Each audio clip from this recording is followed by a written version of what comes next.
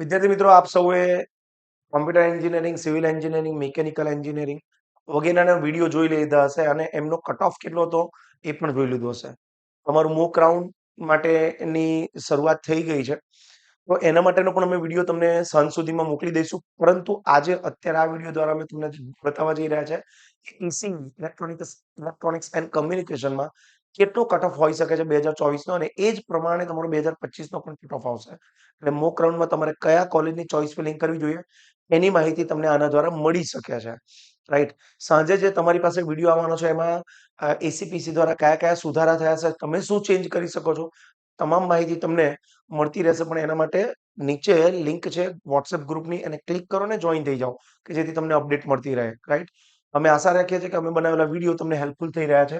તો આજે આપણે જોઈશું ઈસી એટલે કે ઇલેક્ટ્રોનિક્સ એન્ડ કમ્યુનિકેશનમાં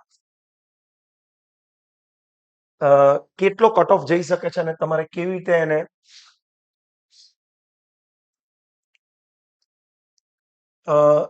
શું ધ્યાનમાં રાખીને તમારે ફિલઅપ કરવું જોઈએ, કોલેજોનું ચોઇસ ફિલિંગ કરવું જોઈએ. તો આ વર્ષ 2024ના ડેટા છે. હવે વર્ષ 2024ના ડેટા એટલે કે બેઝિક એક ડેટા બનાવ્યા છે અને આની આસપાસ જ ઉપર નીચે બહુ તો 1000 રેન્કની ઉપર નીચે તમને કટ ઓફ જોવા મળશે. તો આવો વિડીયોમાં બન્યા રહીએ. તો પહેલા ડીડીયુ ગવર્મેન્ટ સીટ્સ છે. આ ડીડીયુ જીઆઈએ એટલે ગવર્મેન્ટ સીટ્સ છે. એની ફી પણ આપેલી છે ₹1500. લગભગ ઓપનમાં 1900 ની આસપાસ એનો કટ ઓફ રેન્ક આવે છે. તો સમજી ચાલો 1800-1900 આ વખતે પણ હશે. જ્યારે ઓપન પીઆર છે 95.57 ની આસપાસ. ઈડબ્લ્યુએસ જો ઇકોનોમિકલ વીકર સેક્શન છે તો એનો રેન્ક છે 2100 ની આસપાસ અને એસસીબીસી નો 4800, એસસી એસટી નો 20000 ની ઉપરનો રેન્ક છે.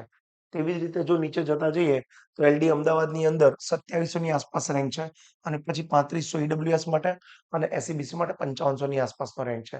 આમ તમને એવું ખબર તો પડી હશે હવે રેન્ક આવી ગયો છે તમારો. તો હવે સૌથી વધારે ફાયદો શું છે? આ રેન્ક દ્વારા તમને ખબર પડશે કે અચ્છા આ જગ્યા તો મને મળી શકે છે.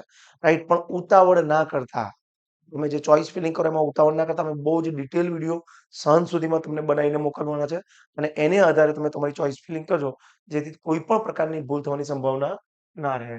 જેમ કે એમએસયુ વડોદરા છે, એનો રેન્ક છે 4500 ની આસપાસ અને ઈડબ્લ્યુએસ કોટા છે 5300 ની આસપાસ. જ્યારે એસસીબીસી કોટા છે 10000 ની ઉપર જતો રહે છે. ઓકે. એનો મતલબ તમને સહેલાઈથી કોઈ પણ જીઈસીમાં જો તમારો રેન્ક અહીં તમે જો જસ્ટ જીઈસી મોડાસામાં પણ જો તમે ઈસી કરવામાં 34,000 રેન્ક હશે ને તોય તમને જીઈસીમાં મળે છે. પાટણ, રાજકોટ, ભરૂચની અંદર પણ 22,000 અને સુરતમાં લગભગ 15,000, જીઈસી ગાંધીનગરમાં 12,000 ની આસપાસ. એટલે જો તમે ઈસી ધરાવતા હોય, ઈસી ઈચ્છતા હોય અને ગવર્મેન્ટ એન્જિનિયરિંગ કરવા માંગતા હોય અને જગ્યાનો કોઈ લેવા દેવા નથી કે ગુજરાતની કોઈ પણ સ્થળે હું જઈને ભણીશ, તમને ગવર્મેન્ટ એન્જિનિયરિંગ એડમિશન મળી શકે છે.